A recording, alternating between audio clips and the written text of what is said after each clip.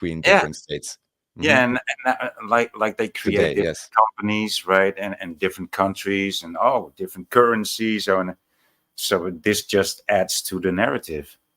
That would be a good reason. That's a plausible explanation. But yeah, I'm just brainstorming along with you. But that yeah, I think that might be a reason. Quick question.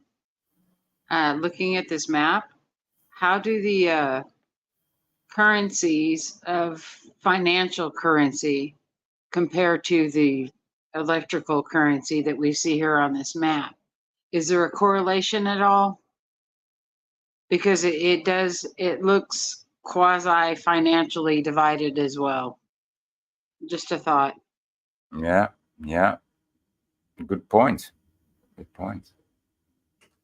Yes, there could be the other reasoning that the way it actually then developed like this was just because of whoever could, on the lower level, poach the contract for their immediate master and then install the system accordingly. And who told me about this? Was it I'm not sure when this happened, that someone just, oh, right, I remember, the things you learn at the festival. On one of the last days, I spoke to a very nice Swedish couple, and they asked me whether I'm familiar with the family called Wallenberg. And they apparently are now in a huge scandal. I hope this fits in some way. Well, this is definitely how should I say, New World Order family. This research was also done by a friend who's been looking into the Bilderberg group. And also this family is mentioned by Ole Dammegard, who has done really good work on, let's say, worldwide terrorism in association with crisis actors. And apparently they are like heavily involved in Ericsson, and supposedly Ericsson kind of, in order to get contracts with the Taliban or whoever else, I mean, Taliban and also I think ISIS or something, or Afghanistan or Iraq or whatever that would be at that point, they actually deliberately, supposedly gave away the tracking data for the American systems or something, just so then they could get a contract, I don't know, after the war or whatever it would be. And supposedly this, I will look it up in a second, this information is completely, ultimately censored in Sweden. Nobody even knows about it. Because of course this family also owns all the media companies. And then I was just like, oh, how nice is that? At least in your country, it's kind of like, how should I say, official, that it's all just a dynasty and it's not as obfuscated as maybe in Austria or some other places, even though also in a small country of Austria, we have a few obvious, media dynasties and political dynasties and industrial dynasties and stuff like that. But there it's like all tied together in one, which is kind of nice, but also at the same time basically ensures that almost the entirety of the Swedish population is woefully unaware of it, because they control all the PR. So here you have present in most large Swedish groups: Ericsson, Electrolux, ABB, which is huge, SAS Group, Saab. Yeah. So just because you mentioned about who is deciding what, this would be a recent example in terms of who gets to build the system. You sell out a little. I mean, I would really like to know how this really works on that level, and who is actually opposing whom. It's sometimes hard to tell, but at least on some level, it really seems to be just about, greed, and whoever can be the most ruthless and the best sellout. Yeah. Doesn't Switzerland have like 7 royal families or 7 kings or something? No, it has a system made from regions, cantons, that are really democratic. So the people decide on what goes on in that region, and then the whole country itself is ruled by 7 wise men, old wise men. Yeah, seven heads of state. Yeah, 10. What was it? 10 offices or something like that. 10. but most is done in the cantons, right? Most things are just ruled and regulated. The regional. In the What I'm cantons. trying to legislation is done in it's kind of like the US, it's a federal government. Yeah. What I'm trying to get at is the scripture says the beast has 7 heads. Exactly. Yeah. So there's 7 heads of state and 10. What was it? What was the? And it has 10 little horns. With 10 little horns, right? Doesn't Yeah. it either? By the way, I think it maybe is the other way around. It's 10. I don't remember what the word is. No, like it's 7 wise men. or No, it's- something like that. No, it's 7 old wise men on. And how many Yeah. United Nations headquarters are there? One, I think. Well, Yeah, I know the United Nations divides the world. I think the United States into There's 7 4 main regions, or offices. the world into 7 regions. Okay, I thought there were 7. I guess I'm mistaken. I mean 10 regions. 10 regions. There's 4 main offices in New York, Geneva, Vienna, and Nairobi, but there's 13 active quote unquote peacekeeping operations. What do the 5 rings of the Olympics stand for? Do y'all know? yeah, those are the 5 continents supposedly. So America, Australia, Asia, Europe, and Africa. Do you know the They pagan say worship was, Oceania instead of Australia, though. Oh yeah, of course, yeah. well, I think at like 400 AD or something that paganism was outlawed, and then I forget when the Olympics was brought back in on the world stage. What year was that? But in around 400 AD, they outlawed paganism, and Yeah, now 391 to be exact. okay. When was it recreated? When did they restart that? Like 1700s or something? 1800s? When did what start? Sorry. The Olympic Games, they Oh, were that was Oh, we did yeah. an episode on that. That was in 1896 when they restarted it in Athens, and the episode was episode 176. Ooh. I thought France restarted it. It was Yeah, I thought so restarted. too, but I'm not sure now. Nudge, can you put up my screen? Because we can just look at it. Oh yeah. At least what the Sorry. CIA says. Real quick, So here- 1896 was when the World's Fairs were kind of coming to their, so they had to keep things going in different areas across the world. I'm saying big gatherings, World's Fairs, and then the Olympics come back into play. Yeah, that is interesting. Those could be related somehow.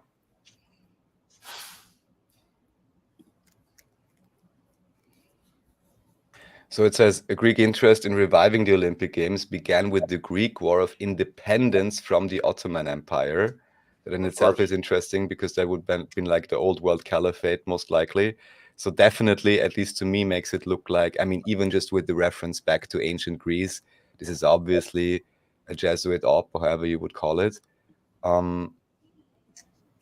Is there any other dates you wanted me to look at? And let's see, we have International Olympic Committee. Maybe that's interesting whenever they started up. Alrighty, oh, surprise, there you go. Who has mentioned the World's Fair? This is pretty much a similar date, I would say. So that's the next level. Mhm. Did you show when it was when paganism was outlawed, like in That was 391. 391 AD 391. is when paganism was outlawed. Okay, thanks.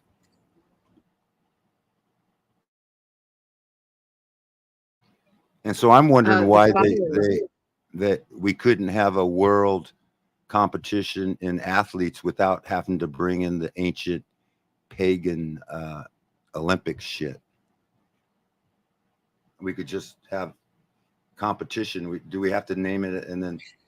Well, the committee of 300, they talk about how the people who are controlling the world, they call themselves the Olympians. So in my opinion, the whole reinvigoration of the Olympic Games is basically just their way of laughing at us under the guise of human excellence and innovation with the human body. Because it is true, I think that the Dance Olympics. for me, monkey. Sorry.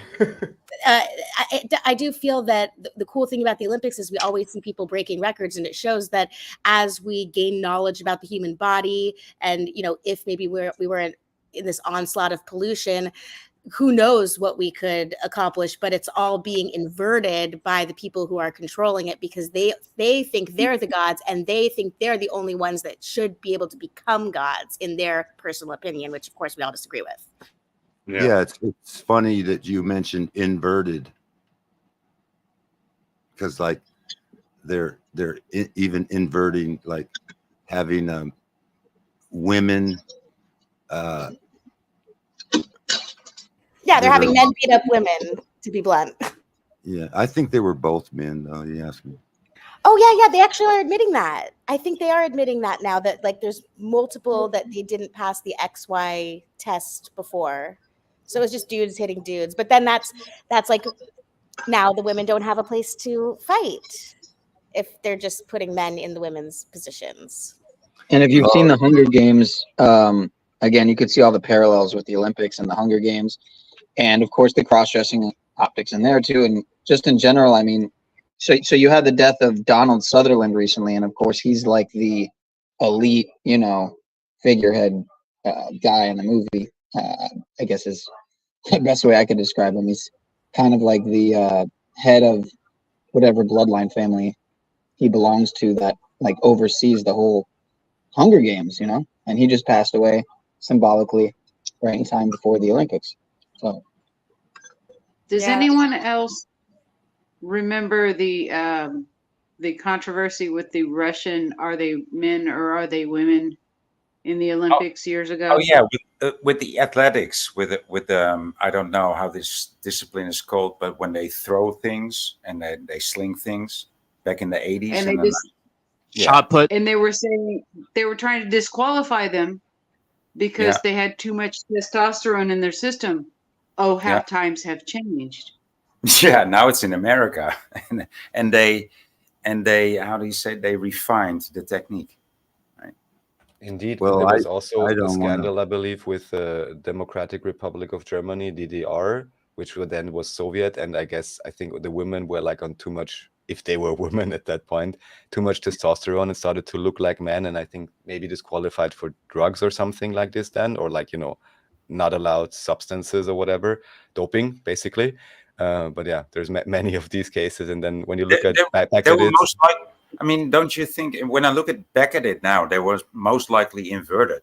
They were like they are now. They're inverted, like these. Yeah, I brought that. I used to bring that up on panels. The trans apocalypse, like it's like the movie They Live, and you put on the glasses and you can see who they are because they're all inverted. Like if you know what I mean, like. Even Trump, look at him. He's got a big fat ass, and he's. It could be. Could be. It's not very far fetched. It's not a reach. Yeah. I mean, it's been going on since Gay Edgar Hoover, at least. Yeah, look at that. That's a series to just watch. Look at it. Interesting. To anybody interested. I mean, these are like the old ones. And I mean, it's kind of crazy. And what I always like to say is it's just as if whoever, took over or reconquered America, which may have well been, for lack of a better term, Moorish or Tartarian up to 1900, which is crazy to think of. But I mean, God knows, because all these, 1850s revolution, then 1870s civil wars and all of that simultaneously happening in America and in Europe. It really seems to me as if it was just some Oddfellows, whoever knows the Oddfellows, that anyhow like to do these kind of stage plays and so on. And I think it's only men, and they are known to, but I'll look this up right now, not to just talk anything. Oh yeah, there's a club. There's a club. So you have the Oddfellows, and it really appears to me, let's see, how would you call it, like theater or something? They even have a similar logo to the Olympic rings. Oh yeah, there you go. So anyhow, it really seems to me as if they just put together whoever they had, and maybe it was mostly men, or only men were allowed for whatever reason at that point. Then it just said, okay, now George, Jimmy, and Tom, you'll have to, play the female for that picture. Yeah. So we're just going to put you there because we need to backdate American history at least 200 years to make people believe in whatever we're going to tell them now about the American dream and American, how they call it, excellence or Oh, these are some convincing examples that you show us here. That's MR. it's That's just a MR. list. That's There's MRE 6 ones. TV. MRE TV. Oh no, this is just a repost. Actually, I found this initially on Odyssey, but on Odyssey, I'll take a look in a second. Ooh, I think I Mr. just got something Mr. interesting. Mr. E 300. That's where I started learning Yeah. about it. I just searched my entire Gmail for the word Olympics, hoping to find something interesting in here. And I just came upon a document called Manipulation, Mind Control, Tavistock Global Conspiracy Script. And this one paragraph says the Olympics and the World's Fair in the same paragraph. It says, Oh, that's amazing. the one-eyed babysitter. Television was beginning to make its entrance as the next mass media technology at the time the Radio Research Project's findings were published in 1939. First experimented with on a large scale in Nazi Germany during the 1936 Berlin Olympics, TV made its splashy public appearance at the 1939 New York World's Fair, where it attracted large crowds. Adorno, now let me stop reading, and I just want to remind everyone that Adorno is the guy that they're saying is the dude who had something to do with who actually wrote the Beatles, which was a Adorno. Yeah. Adorno was a continentalist philosopher. Theodor Adorno, I think. Yeah, and so they all at that time they recognized that was the moment when they recognized its potential as a mass brainwashing tool. So in 1944 he wrote, television aims at the synthesis of radio and film, but its consequences are enormous and promise to intensify the impoverished of aesthetic matter so drastically that by tomorrow, the thinly veiled identity of all industrial culture products can come triumphantly out in the open, derisively fulfilling the Wagnerian dream of the gesamte Kunstwerk, the fusion of all arts in one work. Der gesamte Kunstwerk. Gesamtkunstwerk. Yeah. That's been an obsession of mine. Like, back when I was still at the Arts Academy, that was a word that was used everywhere at all times. So it's still a thing that people refer to. I never heard of it. Gesamtkunstwerk. Never. Yeah. How would you say that in Dutch? Een totaal kunstwerk, zullen we maar zeggen. Has anybody heard of een totaal plaatje? Ja, precies, ja. Throw that in the chat, boy. I want to try and say that right. Okay. Have you all heard of fakeotube.com? Fakeotube. Yeah, fakeologist.com also. It's he has his own server, so and he shows all the fake history and all the staged events. It's like auto hoax, everything's, if you see it, it's a hoax. It's a pretty good channel. I like it. It's good for research. So, Voy, the way to say that, knee jerk, and then you tell me what I'm doing wrong. I would say, looking at that word, it's totalplatia.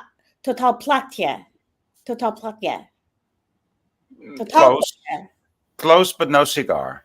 Is it the emphasis or just the accent? Totalplatia. Totaalplaatje. Oh, totalplatia. Yeah, like een beetje. Yeah, totaalplaatje. Totaalplaatje, yeah. Thank you. That was pretty good. That was pretty good, though. Yeah.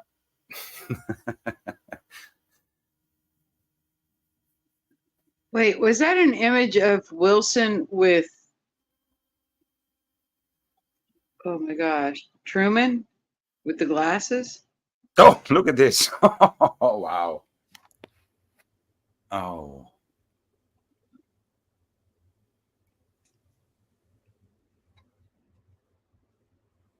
Some of the women in my family, I saw pictures from these years and they didn't look very charming. feminine. Those corsets were made of whale bone, so they could have forced a waist upon any man. Okay, we've all That's seen the crazy. images of the corset and how it's fashioned. Yes, and most definitely the Handmaid's Tale. I've seen some really strange images of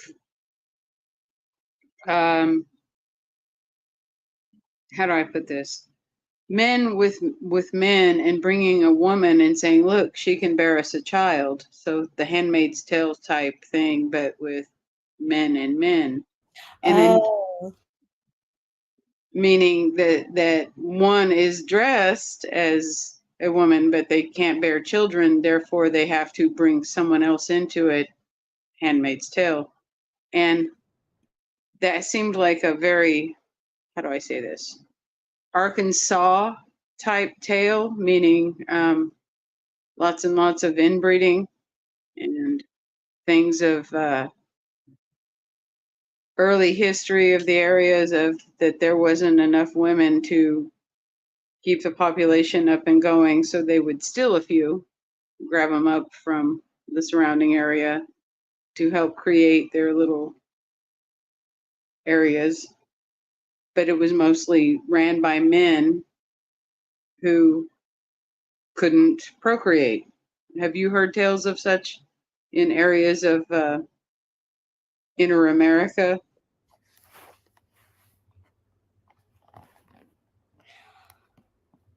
well, I mean, I've heard about like especially in the 50s, there it was very common that gay men would, still get married to a woman to put on a show, but then they would still, satisfy their actual desires in secrecy. I feel like that's been going on like for as long as humanity has existed in one shape or form.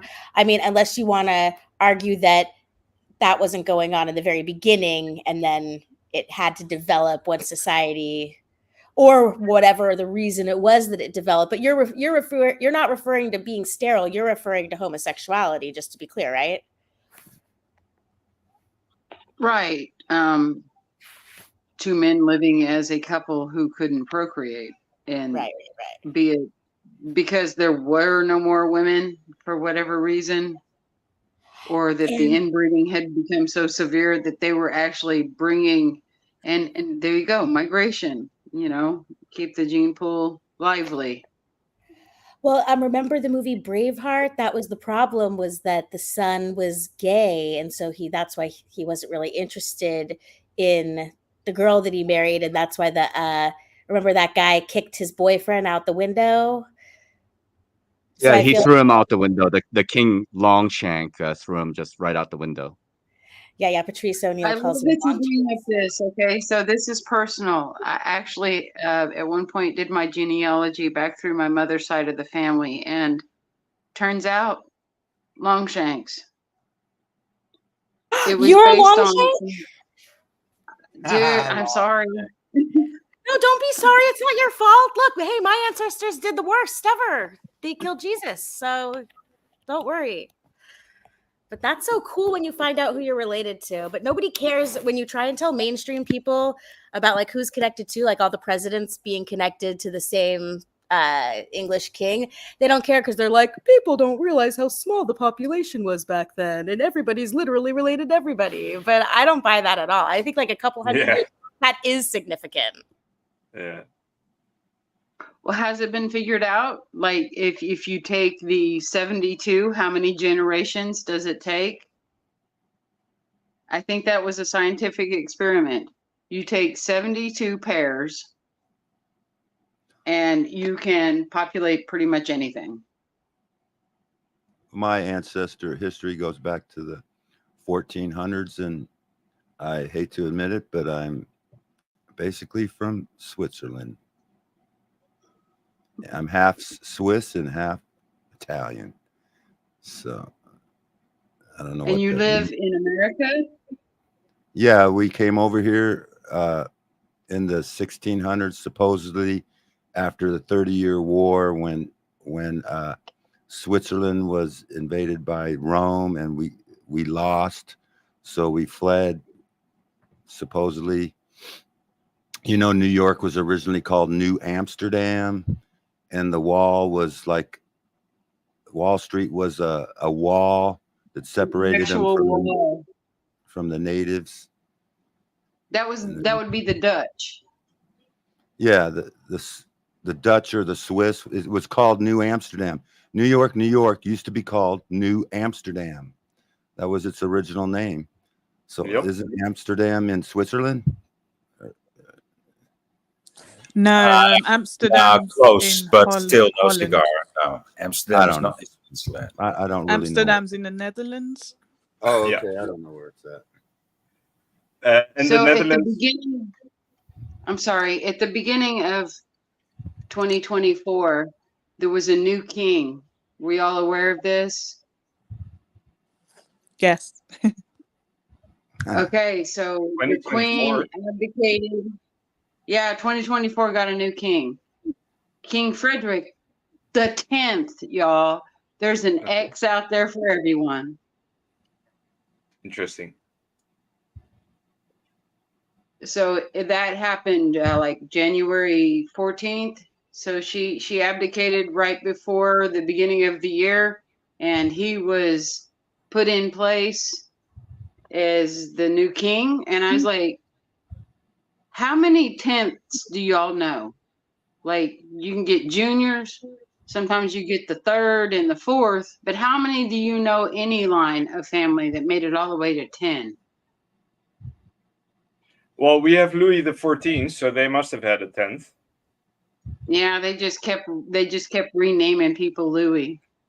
Yeah, probably, yeah. This and the There wasn't the same bloodline. They just kept renaming him Louis. But this, to tell you the truth, I don't know how Frederick continued to be Frederick, because there was some different names up in his past too. I looked it up when I saw it. Was like, all right, now we got SpaceX, and then all of a sudden there's King X. Really? X.com.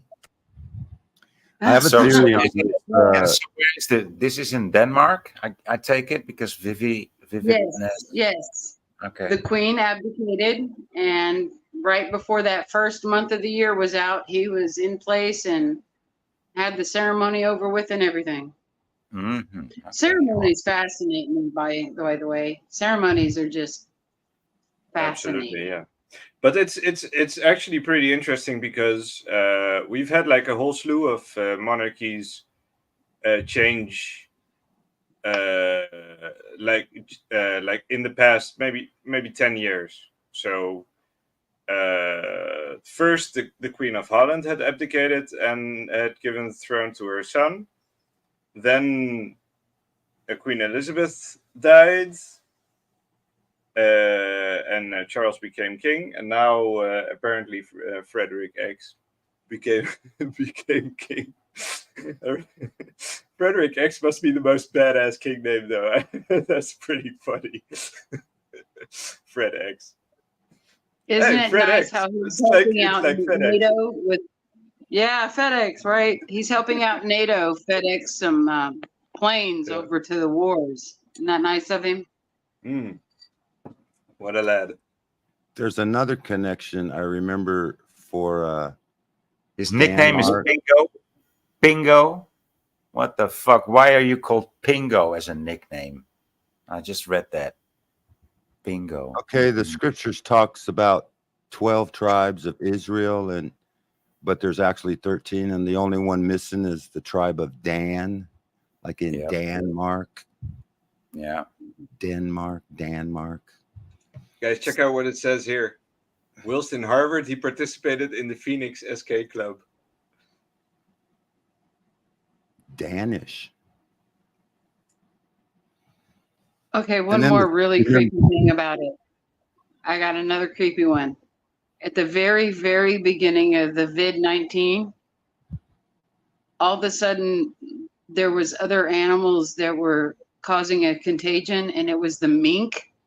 Is in the fur for people, I don't know who the hell was mink. Well, they killed like 22 million of them because they came out vid positive. and they buried him in this big trench, and then months later the damn thing started floating up. So I don't think any of that was true. I just find it really weird it happened there.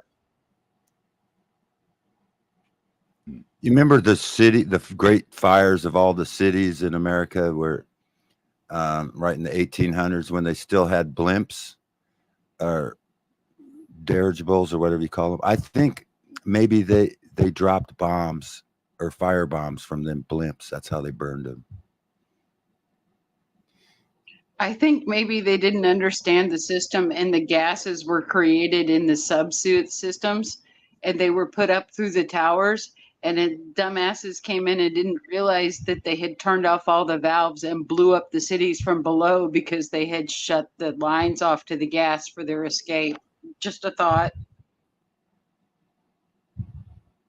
Yeah, it's very possible that much of the destruction, also David had hinted at that, David Young Jr., could be some sort of a blowing up of the old, whatever, power system, water system, however you would call it.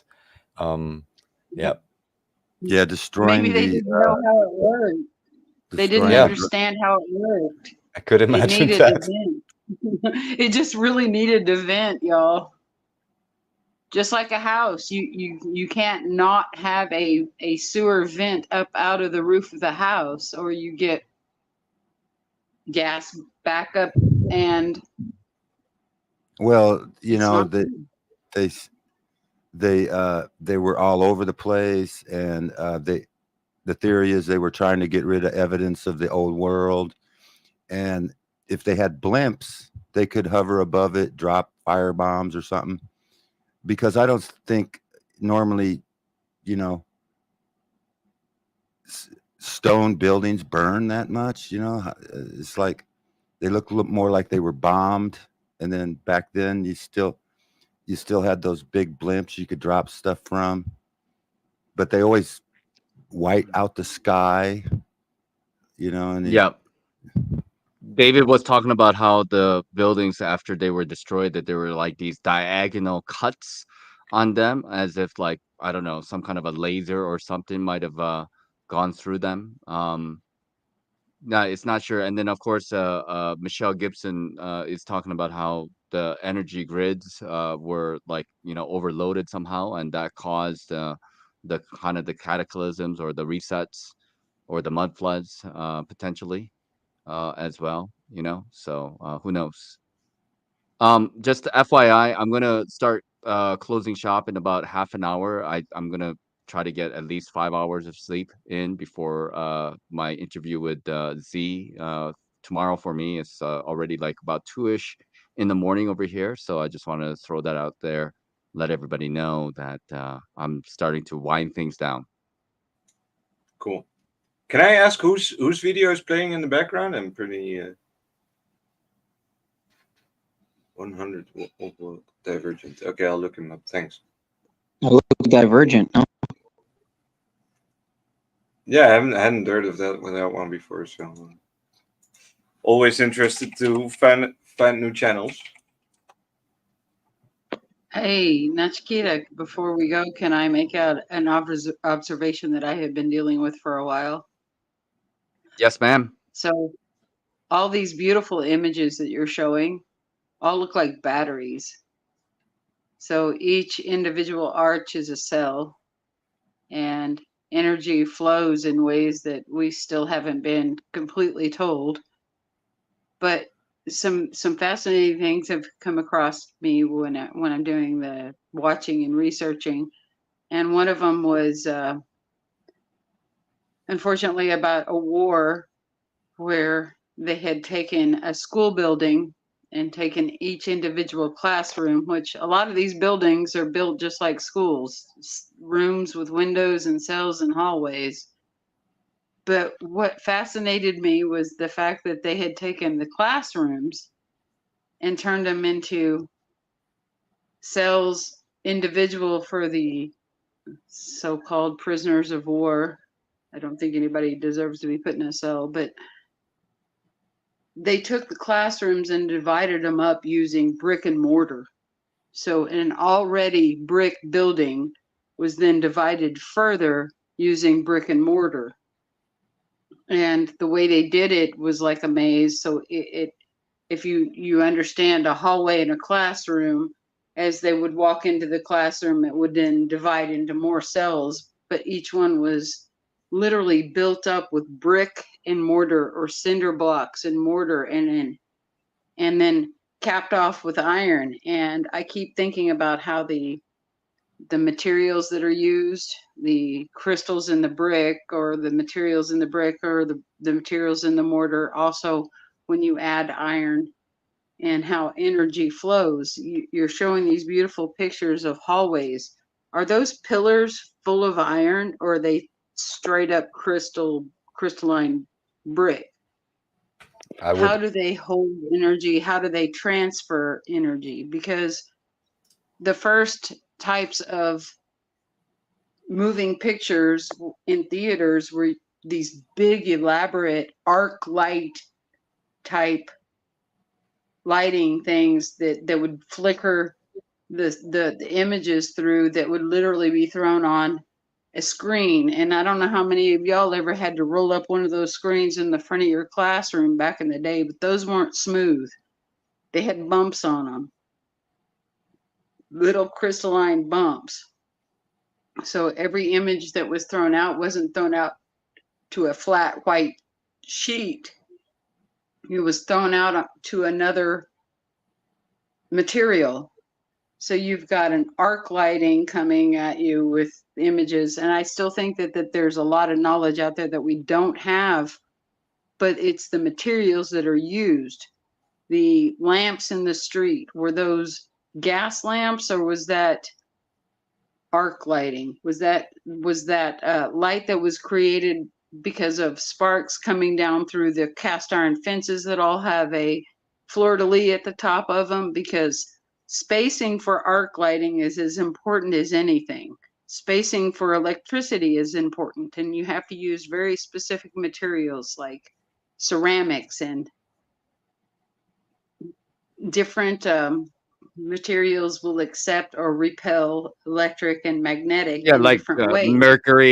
mercury, copper lining, and stuff like this. I mean, that's you know, these chimneys or whatever. They were not really actual chimneys. Like they were not really built to have smoke going out of them. You know, so they had some kind Cast of a way iron, to heat the. What's that? cast iron as a tube reacts differently through anything flowing through it than a ceramic tube or a plastic tube. There's a different static electricity as if you just use water and you pass it through a copper tube and a plastic tube and a cast iron tube or even a ceramic tube. All those will put off a different static electricity. But how you capture it is still like unknown. The houses were built different, and if it's not written in books, it's not passed to the next generation. So how would they know? You tell them to do something in a certain way. I still can't figure out why we still get sheetrock from China. Why are we letting them put the gypsum sheets together and shipping them across the ocean to put them on our walls? Because if we're thinking that the things that surround us are important or have a vibration, then why am I having ground up rock and dirt or bone? Dude, I don't even know. What is in bone china? I'm assuming bone. Whose bone? But we're still surrounding ourselves with all these different vibrations, and that's just the norm. Not very Obviously, many it's people done. are living in houses Obviously, it's done. like you. Obviously, obviously it's done with a purpose. You know, it's not done willy-nilly. I can't believe it. You know, I mean, like all these varying countries, they are interconnected through the globalists. They are not loyal to any one country, you know, and they're all using these countries against each other to control people, you know. So yeah, I guess, you know, it's all built in China or whatever, but ultimately it's about control as far as I see it. Yeah, I heard that our transformers are now made in China. We can't even make them no more, and that they have cutoff switches where they can turn them off. That So doesn't surprise me, you know. And then there's a theory that the power lines that go around they actually are collecting energy, because if you put a wire up in like a copper wire, you can measure it's picking up power. I don't know, but I've been researching that too. And then you got the copper coins that you go to a telephone booth and Superman goes in and turns into a superhero. Clark Kent goes in, and it's like a time machine. So just to say briefly, I like this idea. I have, of course, no evidence whatsoever for it, except for what you mentioned, that the power lines actually could as well be picking up energy. In any case, I'm very much suspecting, especially now with the talk about, their power grid is in danger or whatever, and this and that.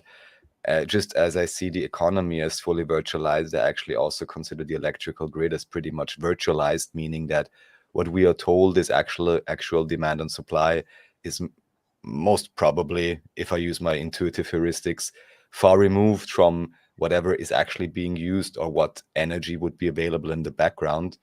The one example I brought up is this Blockheizkraftwerk from a German company called GWE that then got a visit by the government because they basically made a device that created quite some energy, and the only input was water and some oil, like plant oil, and the output was, I think, water or whatever.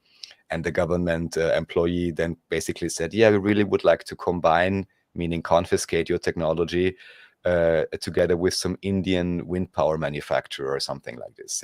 So how do we know what tech is actually being used in the background when they parade, for example, now the also renewable energy to us, which by now we understand is highly detrimental to the environment? And just briefly wanted to interrupt, because here what I'm showing about this arc lamp, I want to get one of those. Earlier it says this is like here 200 times stronger than one incandescent lamp, and just wanted to bring this up because many of the, let's say, current day quote unquote free energy experimental device researchers I've ever seen, or pictures, they often have stuff like this. So there definitely is some kind of a relation to this type of technology. I'll have to look into it more. Thank you for bringing it up. Hello, I just wanted to quickly say, when I think it was Rocky was talking about the copper wire thing and picking up frequencies in the air, it just reminded me of a story that Lucille Ball from the I Love Lucy show, there was a story that she had some lead fillings, I think, in her teeth, and then they were picking up radio waves when she was driving through a certain part of, I think, California, maybe up on those high sort of mountain roads. And then it was weird that apparently she picked up some Morse code that was actually a spy during World War II era that was trying to get information back to their country to use against the United States. I don't know if anyone knows about that story. So it reminded me that there's so many powerful frequencies and radio waves and things we can't see. And also I was thinking of binaural beats, if anyone knows anything about that. I don't know, but when I was a kid, I went into the dentist. I had maybe one little cavity, and I came out with basically all my molars. They drilled out and put mercury fillings in my freaking teeth, and I could feel like I could feel them tingling. They had like a little tingle, but when I found out about them, I got them all pulled and replaced. And it made me feel better. It's like, and when they take your mercury fillings out, they have to dispose it as like waste, like toxic, something toxic waste. Or but you're supposed to go to a certified safety amalgam mercury removal. You have to go to a holistic dentist or a biological dentist, really, if a dentist does Sean, it. They're your audio is most horrible. likely not licensed. Oh, my bad. But they'll put it right next to your brain, but it's okay that you have to dispose of it as toxic waste or something, but they'll put it right next to your brain. And so I feel like in the 60s they were dumbing us down because when I went to the dentist, I don't remember having a bunch of holes in my teeth. I never had holes in my teeth, but I came back and you know, and they would just drill, and it was terrifying, you know, going and getting your fucking teeth drilled. So just as we're on the topic, and I just This had this happened to me conversation too. with the Swedish individual I mentioned at the festival, who coincidentally was a dentist. Unfortunately, I'm not sure how up to speed he was on fluoride, because we briefly spoke about that, and he mentioned like, yeah, it can harden the enamel and then it's better or something. There are things to say about the remineralization of tooth. There is a book by Ramiel Nagel, Cure Tooth Decay. There is research by Weston A. Price Foundation on indigenous populations, even a Swiss hill tribe or whatever, that have absolutely perfect teeth health because they have, as I would assume, nutrient dense, mineral dense food, no processed food, no processed sugars. But anyhow, this dentist I spoke with, he said he's actually kind of upset with the obsession about beauty and everyone fixing up everything. And in his mind, he said that the best thing to do is to have as little invasive procedures as possible, because as soon as you start to repair it, you probably have to repair it again. So that's an issue. And also just because we talk about it, and it's one of the, I think, sometimes in industrialized world, most difficult things to deal with. There's also some, different types of toothpaste and so on. And I'll just totally promote that here. It's not a product placement or anything, but because I think it's cool and the feedbacks have been very good. And I don't want to, how should I say, keep that only for myself. Anyone can read through the reviews themselves. This is a new product, like from 2 years or something.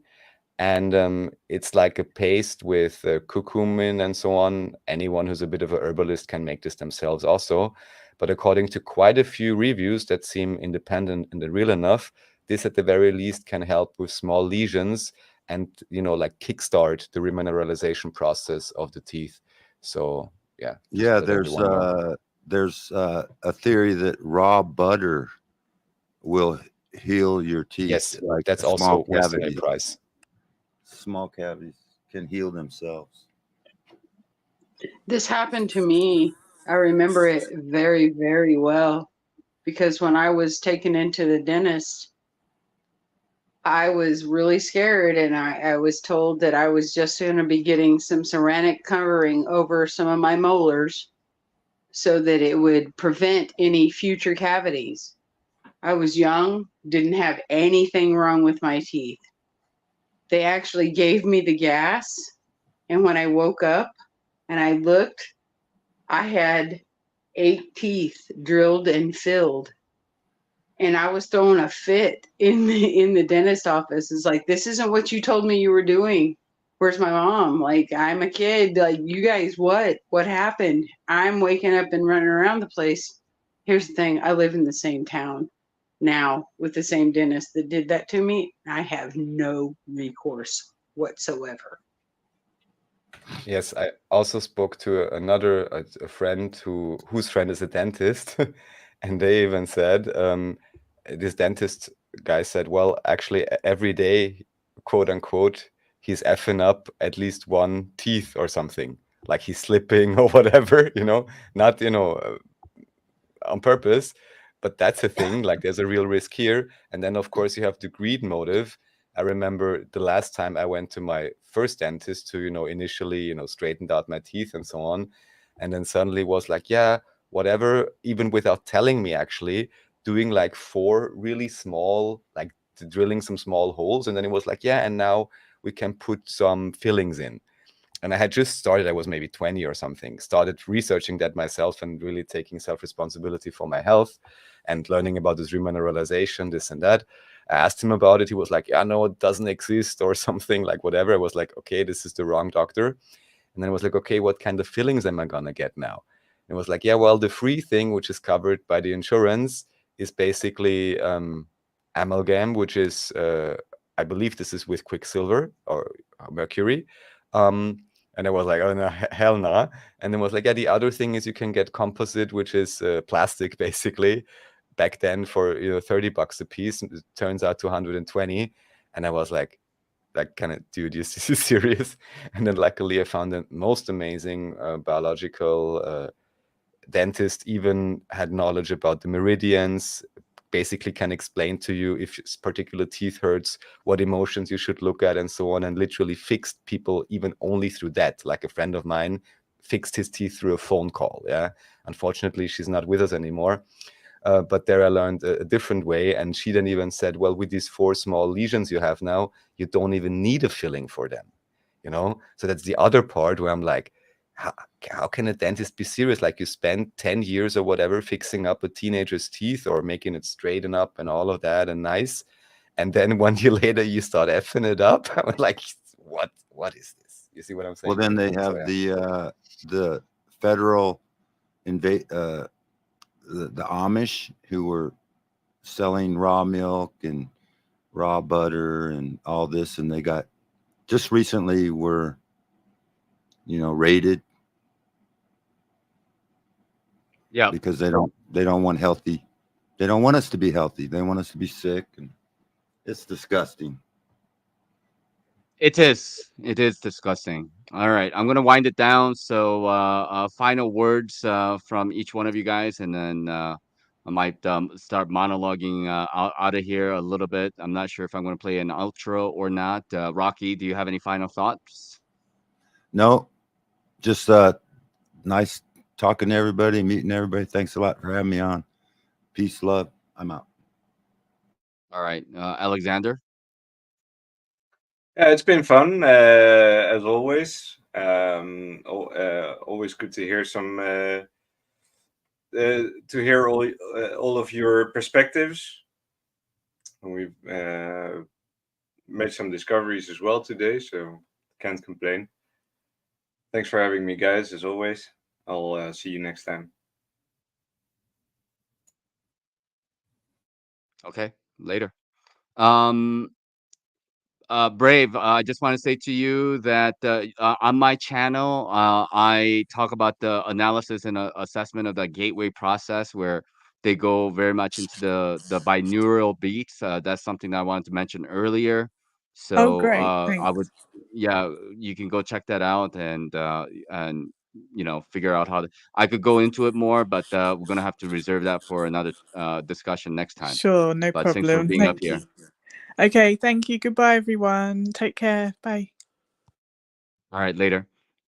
Stephanie, do you have any final thoughts that you want to share with us before we say goodbye for tonight? I thank you for letting me have some word out there to other than the people who are in the same room as me. I really appreciate that. And at the end there, dentistry, no improvements over 100 years. There's a thought. Thank you again for keeping it open for people's minds and thoughts so that they can express them in a safe space. It means a lot to a lot of people. Thank you. Yep. Thanks for being up here, and good to hear you again. It's been a while, but hope to see you back. Okay, Sean, any final thoughts before we say goodnight for today? No, yeah, interesting conversation. It was all over. I was more listening, obviously, than contributing. But on that point, just with farmers, man, it's crazy because imagine you just get, you got one of the best, one of the top 20 independent organic farm companies in the country, and all of a sudden you get a $10 million deal offer from Nestle, General Mills, whatever. Much like Garden of Life did, much like a lot of companies are doing now. And yeah, I mean, how do you go about rejecting an offer for that could potentially put you up for the rest of your life? It's up to each individual, and I wouldn't want to be put in that position. But to anyone who is standing up and not taking that offer, kudos to you. Thank you. You're the hope for the future, so you are appreciated. Peace, Raph, Notch, Stephanie, Chad. Be well. All right, thanks. Your audio could be a little bit better, but I hope to see you next time. Thanks, Sean. Sorry about that. My bad. All right. Okay, Raphael, any final thoughts before we say goodnight? Just to thank you, as always. most amazing streams and talks, bringing up all the relevant stuff. And yeah, as I said last time, Nach, I'm always impressed. I mean, now there was no need for it, but as you always master mediating and like live show how to deal with differing opinions and still be respectful while still being as honest and direct as possible, I'm always impressed. So yeah, thank you very much. And thanks everyone in chat and listening, of course. Awesome. Thank you very much, Raphael. Always welcome to be here. And you share a lot of knowledge and expertise yourself. So, yeah, thanks for being here. Thank you. Bye. All right. Well, Stephanie, do you need help getting out of here, or what's going on over there?